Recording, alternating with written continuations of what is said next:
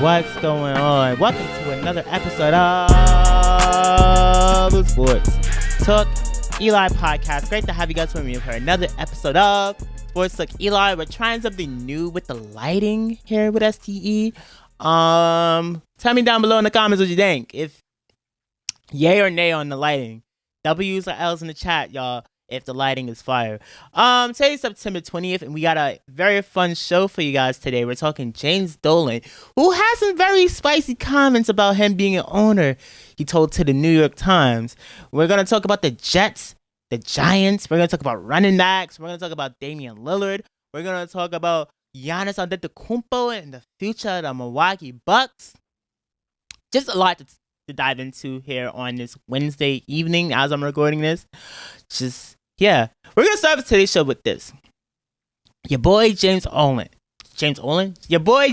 Dolan, owner of both the New York Knicks and the New York Rangers, he had some interesting comments that he told to the New York Times.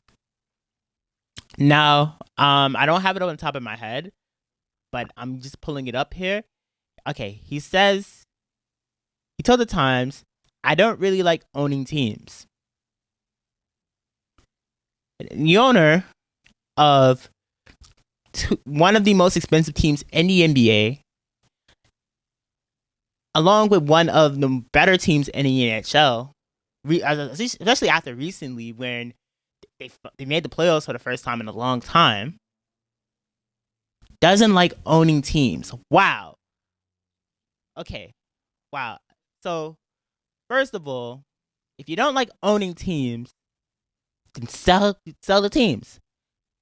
Sell the teams. It's clear that both teams need to go in a different direction. And shout out to the Rangers.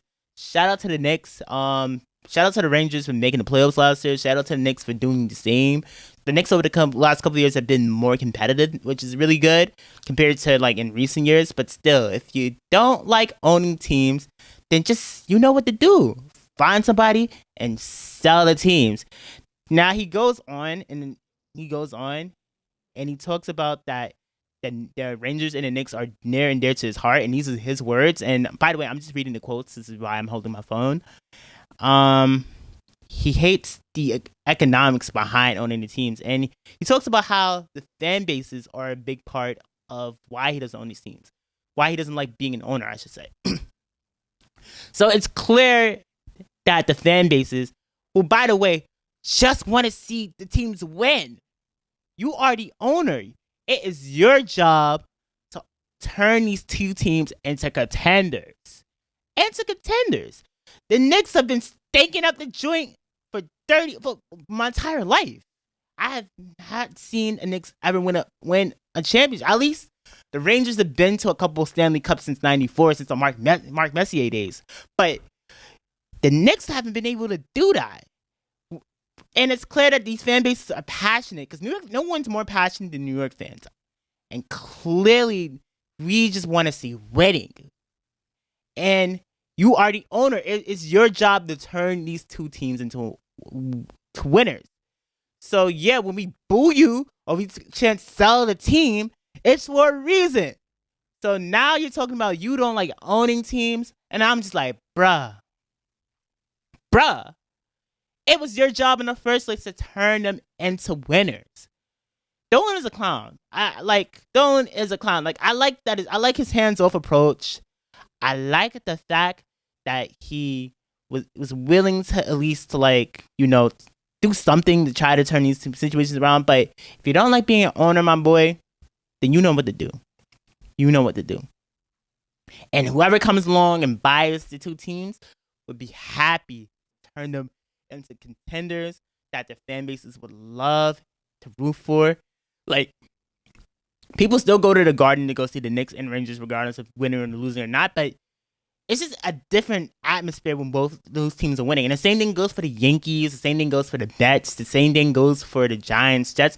Liberty are in the playoffs, are in the conference semis right now. Any WNBA playoffs, and they're exciting to watch. And it's an exciting air going to Barclays. I can imagine there's an exciting air going to Barclays knowing that this Liberty team is winning. And that's something you just can't replicate here in New York. And we don't get enough of that because all our sports teams suck. I'm sorry, this is another like New York sports teams curse segment. I know I did something last week, but the fact of the matter is, winning in New York just hits different. And Dolan hasn't done that in his tenure as the owner of the Giants, as the owner of the Rangers and the Knicks. I'm blanking on the team names. And honestly, I feel if he doesn't like being an owner, then sell the damn teams, Dolan. Sell the damn teams. All right. So, pivoting over to NBA news, your boy Damian Lillard, as we all know, requested a trade, and he hopped on Cam and Mason's podcast. It is what it is. I love It Is What It Is, by the way. Just love it so much.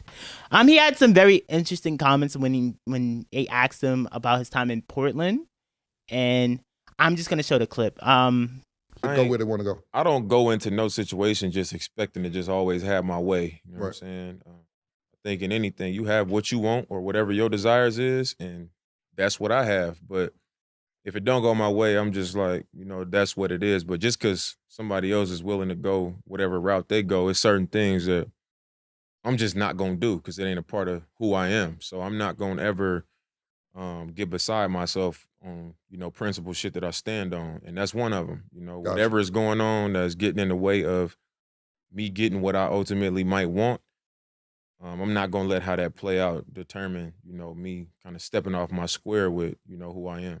Gotcha. That was good. I want to ask you something outside of basketball, just to give people an overall view about this. Yeah, so Damian Lillard, it's clear that his time in Portland is up. It's clear that he doesn't want to be in Portland no more. It's looking like, however, that the Portland Trailblazers are gonna bring him back to training camp. And I hope Dame stands firm on him wanting to leave Portland. I hope he lets the front office know, like, listen, I'll pull to training camp. I'll play a couple games, but I want out. It's my only thing about it is kind of weird that he's still standing on his Miami Heat. I want to go to the Miami Heat, and like it feels like him Dame to the Heat isn't gonna happen. I feel like it might happen, but at the same time, I feel like it isn't gonna happen. Now, another interesting wrinkle to come out of this Dame trade saga is there's a mystery team in the Eastern Conference that is trying to trade for him. So I wanted to narrow out what team could possibly put together a package to get Dame that's in the Eastern Conference. And I narrowed it down to four.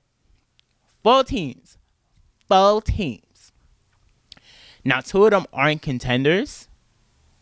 I think one of them, you can say, like, if they get Dame, he makes them better. He makes them a better team, but he doesn't make them a contender. One of those teams is the Toronto Raptors. Now, the Raptors still have Pascal. Still have OG. You have a young Scotty.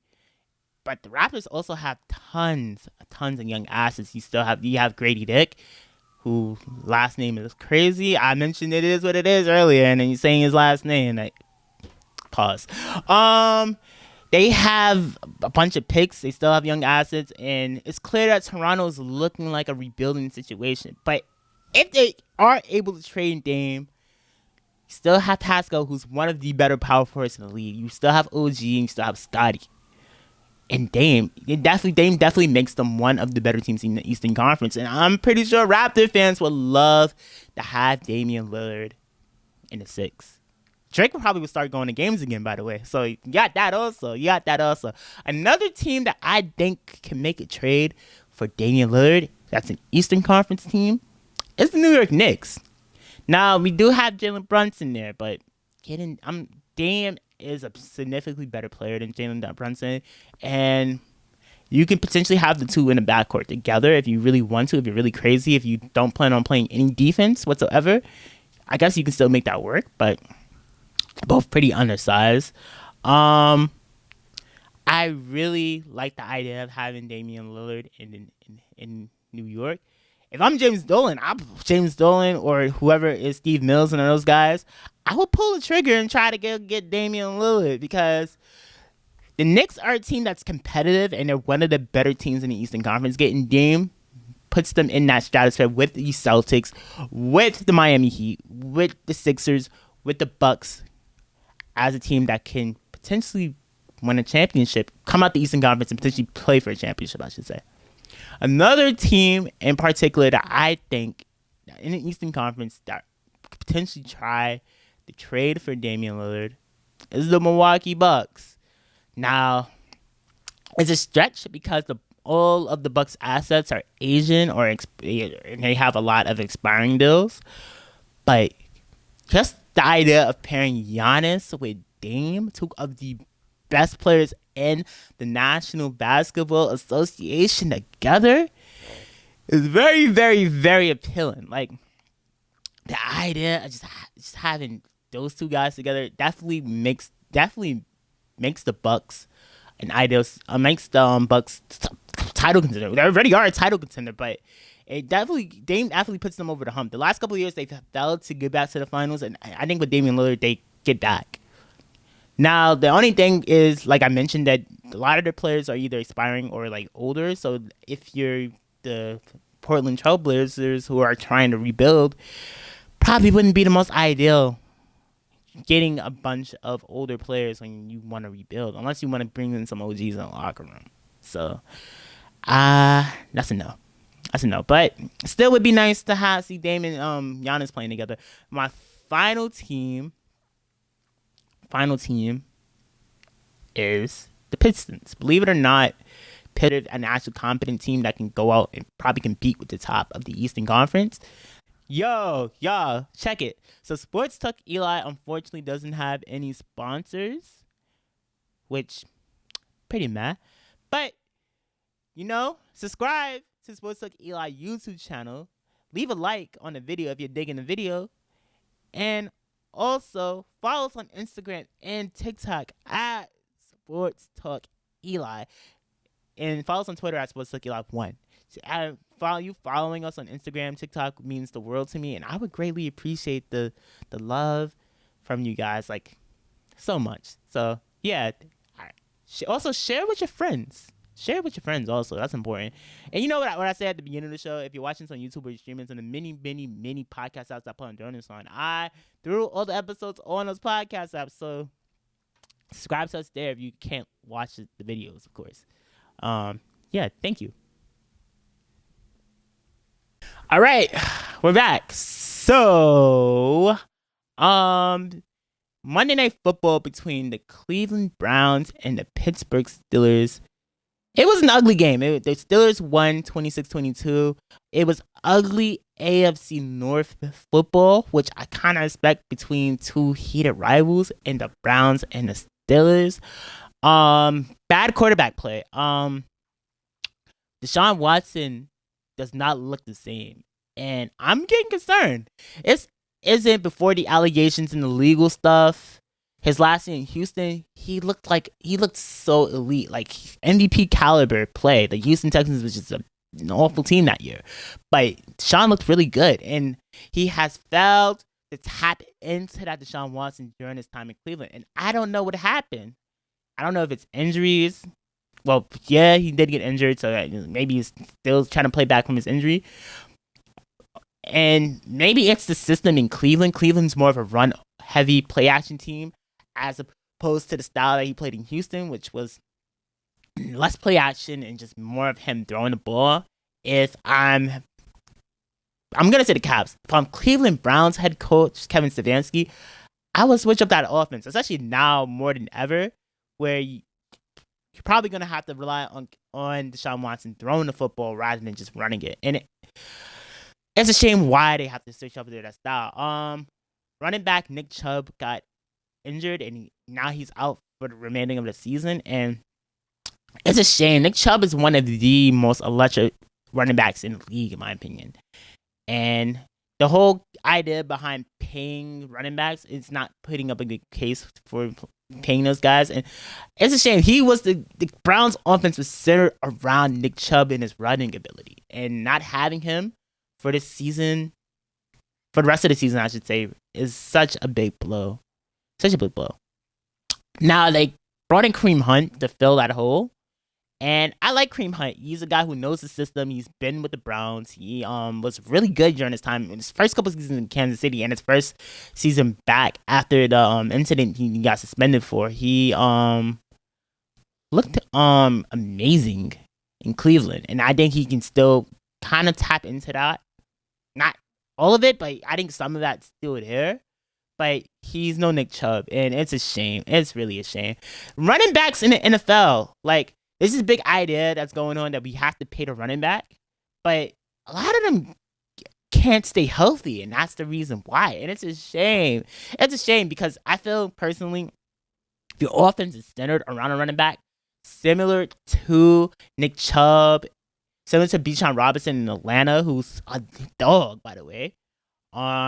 And similar to Saquon Barkley in New York, who's also injured. You shouldn't be getting paid more than the player. What's the word I'm looking for? That I'm gonna edit this out. But you definitely should be the highest paid player on the team, in my opinion. Definitely should be the highest paid player on the team because that offense goes as you go. And if you have a limited quarterback, similar to like the Giants, for example, who has a guy like Damian Jones, he's not one of the top 20 QBs in the league, in my opinion. You need Saquon. You need Saquon and his rushing abilities to get up the field. So pay him like you need him. I do. So yeah, I just feel like it depends. It's a team by team scenario, in my opinion, when it comes to paying running backs. So that's more on the topic of the New York Giants. The New York Giants on Thursday Night Football plays the San Francisco 49ers. And the 49ers, in my opinion, are 2-0. They look really good. They have this elite defense. The offense is really good. I like Christian McCaffrey. Brock Purdy, who fits like a glove in Kyle Shanahan's system. And he's like the most ideal system quarterback. He isn't the flashiest. He isn't Mahomes. He isn't Josh Allen, but he's efficient. He gives the ball to the receivers. He helps you get you down the field. He runs the system perfectly, and that's what I like about him. Yeah, I'm taking the 49ers. They're just too hot right now, especially if Saquon's not going to be playing for the Giants. Maybe the Giants can make it competitive, but that offense put up 0 points in Week 1 against the Cowboys. They didn't score any points until the second half of the game against the Arizona Cardinals. And I just don't think Daniel Jones has it to throw the ball, especially against that 49ers defense. Up front, they're nasty. Up front, they're really, really nasty. So, yeah, give me the Niners. Another thing I want to talk to you guys about is Titans and the Chargers. Titans beat the Chargers in overtime, but I think the head coach Brandon Staley is holding this Chargers team back, in my opinion. The Chargers is a team, in my opinion, that has the talent to compete with the best of the AFC, to compete with the best in the NFL. They probably have the talent to be a Super Bowl contender, but we wouldn't know because Brandon Staley's play calling is holding his team back. I like Justin Herbert. I like their receivers and Mike Williams and Keenan Allen. I like the team on defense. We have Nick Bosa and Khalil Mack up front. Khalil Mack is a hole. When it's all said and done, bro's going in the hole. But so with all that talent, you would think, wow, we could definitely do something in LA. But they're 0-2 because of the fact that, well, people just think the Chargers are bad luck, and I also think that too. But Brandon Staley's play calling is holding this team back. This team has what it takes to compete for a Super Bowl, in my opinion, but won't do it until they get an upgrade in head coach. Because Brandon Staley's not the guy. He is not the guy in LA. All right, so guys, we're going to take one more break. When we get back, we are going to talk Giannis Antetokounmpo. Keep it locked. It's Sports Talk Eve. Wow, we're taking 3 breaks this episode. That's crazy. Yeah, okay. Next break.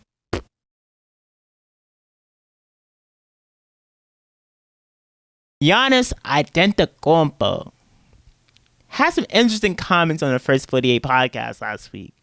And he brought up the idea of him potentially requesting a trade out of Milwaukee if he feel like he can't win there anymore.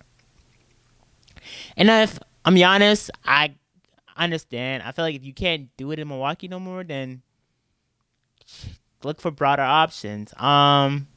It's just unfortunate, man. You feel like Giannis is a guy who brands loyalty. He's like his brand, his whole entire thing is being loyal, and like being loyal to Milwaukee, playing his whole entire career in Milwaukee probably was something that I've seen him doing, but I guess it seemed like it's not the card, and that's not the case if he requests a trade. Now, what teams trade for Giannis is the interesting question. You have some situations that could really greatly benefit from the services of the two-time MVP.